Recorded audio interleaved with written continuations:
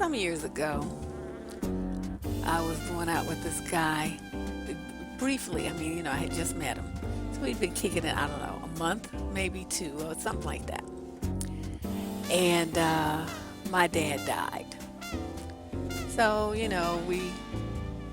my brothers and I, we took care of all of that stuff. And so I come back around, and this guy, let's call him Brett because that was his name.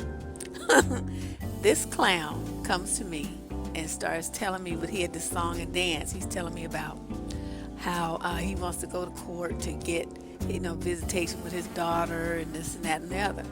Now, I happen to know that he had this baby by this white girl, so I really wasn't really too interested in hearing about it. But, I'm just listening just because I don't have shit else to do. So he's going on and on about how he want to get custody and get visitation, do all stuff with this baby. And so I'm listening. He says, and I saw an attorney. I said, oh, okay, that sounds serious, So he's like, yeah, but he needs a $5,000 retainer. I'm like, $5,000? Now this was a long time ago, so that was a lot of money. Even then, it was more than it is now. And I said, $5,000? Damn, that's a serious attorney. What you gonna do? And he's looking at me, right, and I'm looking back at him, and he's like, well, I thought you could give it to me. And now, I was ready to say, fuck you and your mama too, but I just was curious. So I said, now where in the world do you think I'm going to get $5,000 to give to you? It's like I had it, but you know what I mean? That's my money. So then he's like, well, I figured that you got an inheritance from your dad and that it wouldn't be a big deal to give me, $5,000. So needless to say, that was the end of that budding relationship. I, cussed his ass out, and that was the end of that. But, this seems to be an overriding theme with these dudes. It's this, asking women for money. Everywhere you go online, you will see black women relating stories of how black men have come up to them and asked them for money. It could be $20, $50, a couple $100. And it could, to thousands of dollars, from helping them buy a motorcycle or a truck, to helping them pay rent, to paying their bills, to investing hundreds of thousands in a business with them. They have no problem just dating you, because remember, we're the least married group in the nation. So you ain't married, this is not your husband. And this guy is coming to you for money. In another situation, I had a guy asked me on the phone. Now, this was our first phone conversation. I forgot how I guess it was like it was going to be like a blind date, but we talked to each other on the phone first.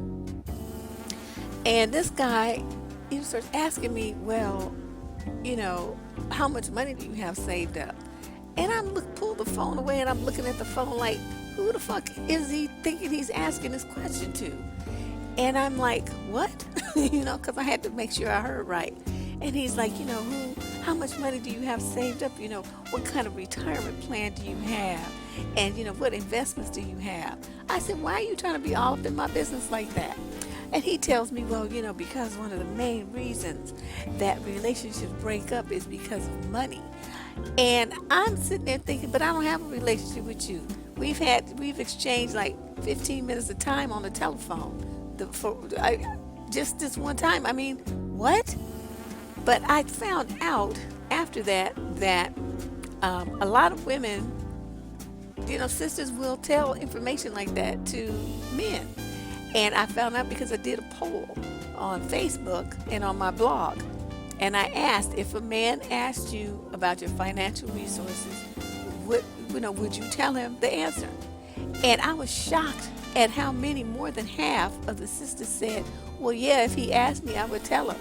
And I wanted to just say, all of you are stupid as fuck. What in the world, in this day and age of identity theft and credit scams and everything else that's going on, why in the world would you tell somebody that kind of information? And then these women be turning up missing. So then people be making claims on their life insurance policy after they put you dumb enough to put their name on it. Stuff like that. You guys, you need to think more. And any man that you are not married to, you should never give him a dime. I don't understand the mentality there where you think, you want to help the dude. So, you're giving him money. But again, we're back to that same issue. If he's going to be the king and the leader and all this stuff, how does that jive with you having to help him financially? How can he be the leader of the household and head of the household when he can't afford to do that? The he who has the cash rules. That's the way it used to always be. But these days women share in that responsibility. But that doesn't mean that you're not only doing all the housework, but carrying the load of the relationship emotionally and carrying the load of the relationship financially. What the fuck is he there for? I don't believe that. So then we got to look at what's behind it. What's the motivation for a woman to, basically you're buying his affection. Every time he asks you for money, you're giving it to him. Every time he asks you to buy him something, you buy it for him. If he asks you for thousands, you going in your 401k pulling money out to give it to him. What is the motivation behind that? And I think there's a couple of things. One is that you just have low self-esteem. You don't really believe that you're worthy of having someone love you and care about you and be there for you. So you feel like you have to earn it. And this is another aspect of what we've been talking about through this video series. You feel like you have to earn his affection and earn his a relationship with him. So you're jumping through financial hoops to give him money. Okay, so you don't feel worthy, and you're putting yourself in a situation where you're allowing yourself to be mistreated and taken advantage of because you're trading that for what you think is love and loyalty and stuff. And yeah, he's nice to you as long as you're giving him what he wants from you. And you think it might go into it thinking that it's just going to be just one time. But once that door is open, he's going to stay in your wallet. Why would he get out of it? You just giving it to him freely.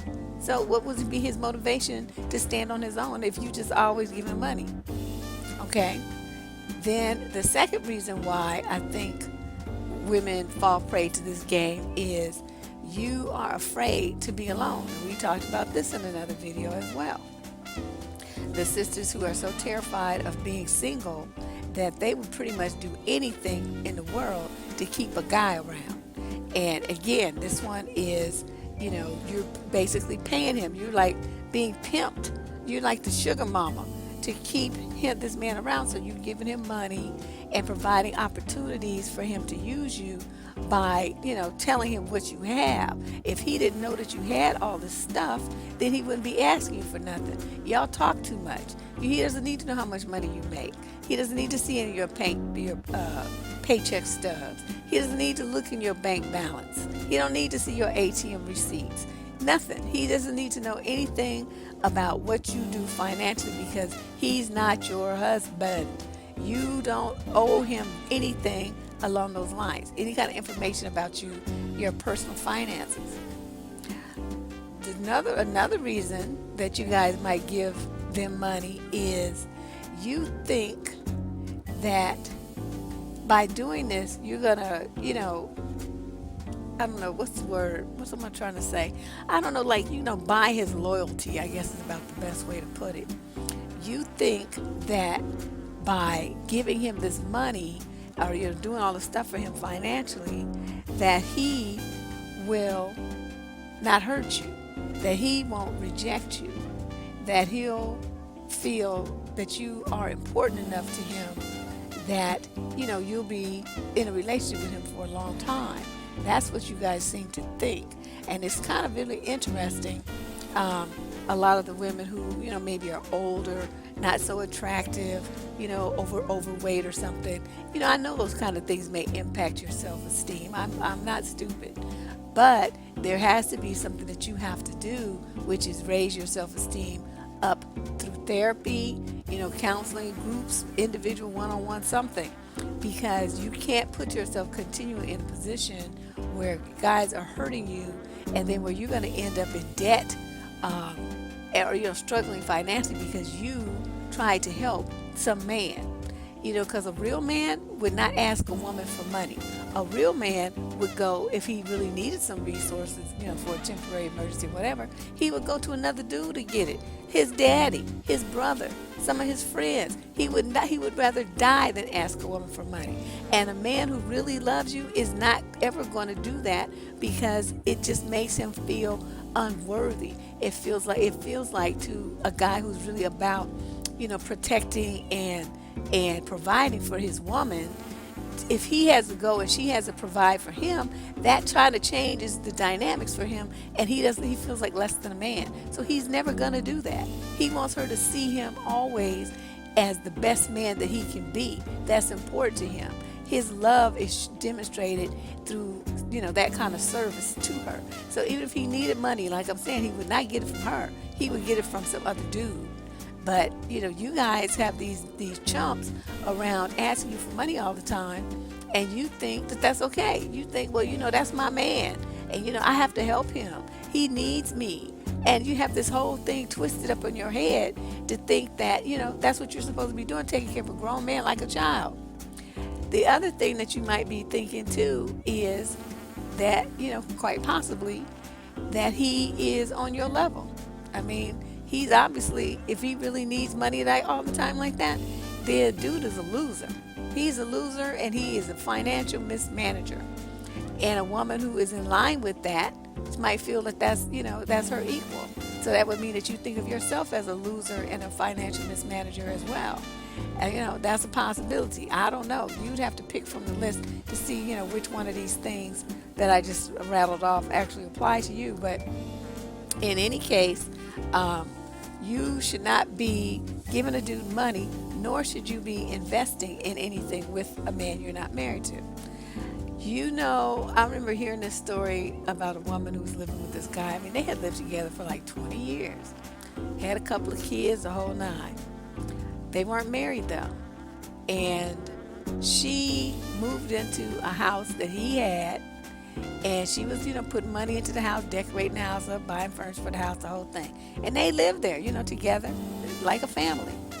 Well, come to find out that he never really got a divorce from his first wife. He had one of them, what they used to call po folk divorce, where he just moved out and was like, fuck it. And she, doing her thing, and he was doing his thing. But once he died, she found out he died. The wife came and took everything. She even took the truck that they had bought together. It was brand new. She took the keys. She took everything. And the woman he had been living with got nothing in spite of all of that time and energy that she had put in.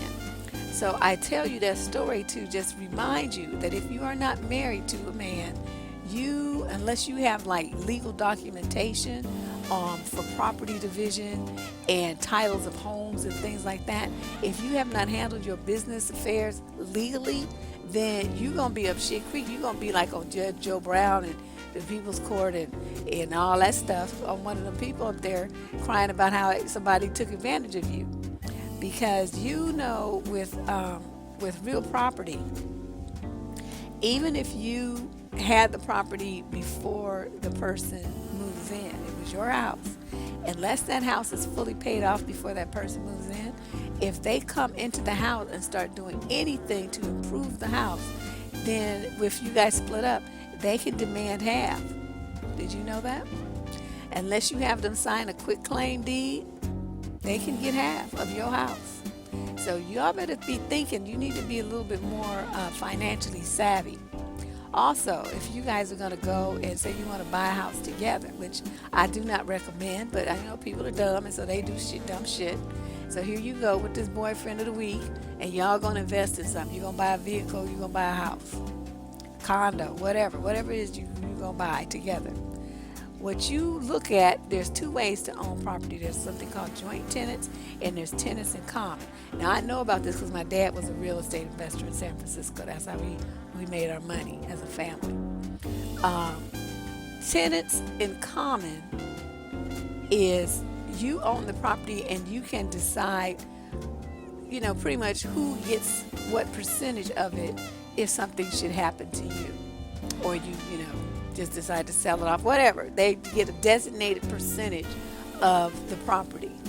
If you're going to move in with somebody and you don't want to do the quit claim deed, that would be the best way to buy the property, because the person who's putting the down payment in, of course, would say be the 80 or 90% holder, and the other person might get 10%. So if you split up, you can probably get a second on the house and pay them out their 10%, and then you own the house outright.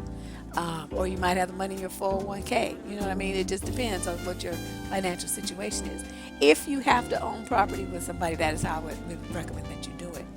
If you do it as a joint tenant, that's so that when you have rights and survivorship, so if one of you dies, the other one gets the property. If you just split up, it's 50-50. No matter who put the down payment down, no matter who was making the notes all that time, no matter who paid for all the repairs and stuff, it could be one person, but the other person gonna steal your 50% of the value of that home. So, I would highly recommend before you do anything like that you consult with an attorney. But, like I said, I think it's a stupid decision. I don't recommend it. But if you feel like you just have to do it, handle your business and do it, do it right. Do it legally. Joint bank accounts. Should you do that? No. What you should do is, if you want to split rent or something, then you write a check and he write a check with the 2 checks in the envelope, and you mail it off to the landlord or the mortgage company or whatever it is that you're doing, whatever. You do it that way. Your money should never be commingled with someone that you are not married to. Even then, it's like, sometimes it's a shaky deal, but at least that way, you guys are married and there are certain legal protections under the law. What about co-signing? That's a big one.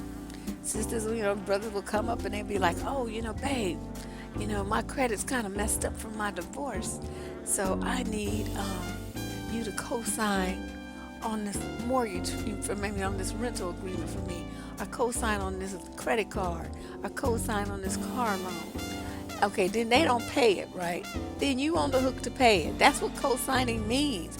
If they don't pay it, you have to pay it. And you over there already struggling with your own bills. What the fuck? What are you doing that for? Why did you do that? You all do too much. You sit up here be talking about, well, that's my man. I want to help him. And I'm thinking, if you have a man that you have to help so much, how is he bringing anything to your life? I mean, what? How does that work? I would feel disgusted with a man I had to help all the time like that. I mean, everybody has emergencies, you know what I mean? But it's like, it better be a damn emergency, like your house burned down or some shit.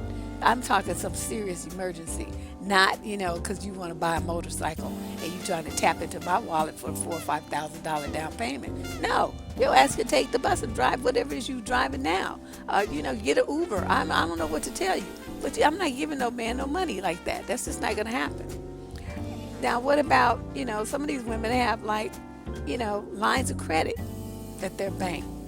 The dude find out you got a line of credit, suddenly he want to start a business, right? So he need $100,000. Your dumb ass goes down there and gets it for him. Why? I don't have any idea why you would do that. I just don't know. Because if he doesn't have his shit together enough to start his business himself, then he's supposed to write up a business plan and go to the bank and get the money on his own. Or he's supposed to write up a business plan and get the investments from his relatives and friends. He's not supposed to be digging in your wallet to get money to start his business. That, especially like I said, we go right back to, that's not your husband. That's just your dude that you screwing this month. I mean, what? How does this work? I don't get it. I don't understand what you guys be doing. Also, you would have these guys where you meet them, right? And they come up with a sob story relatively soon. Like the one I told you, that was, 2 months in. And he tried to use my father's death in anticipation of an inheritance did tap into my wallet. I had this one guy I met, I just happened to be walking down the street from the grocery store. And he was standing there and he was, just talking. He started following me down the street. And then he's like, oh, well, I just want to tell you, do you have $50 I could borrow? And I'm like, what? And he's like, my grandmother is sick and she needs some medicine. And, I'm $50 short. I'm like, the old bitch gonna die then because you ain't getting no money from me. And just kept on walking. I mean, what in the world? what would possess somebody to think that just a woman walking down? I mean, I was dressed nice. I was coming from work, stopped at the grocery store, and then I'm, continuing my journey on. So I was dressed nice, but it was not a situation where I had on like furs and diamonds or something. And I'm not desperate to. Why in the world would I give some nigga that's on the street that I don't even know $50? I didn't understand that, but I keep hearing this stuff over and over from women, from black women, that black men these days have no shame. They will ask you for money. They will ask you to give them money, to charge things for them, to borrow stuff that they never pay back, of course, to invest in their businesses that, of course, they never have a return on, and you don't even know if that's really what they use the money for anyway. All this kind of stuff going on. And I caution you, ladies, to not give these guys your money like that. Don't give them access into your finances. Don't tell them what kind of payroll check you get. Don't tell them how much money you have in the stock market. Don't tell them how much money you have saved for your retirement. Don't tell them anything. Make sure they don't get your social security or driver's license number. Protect yourself.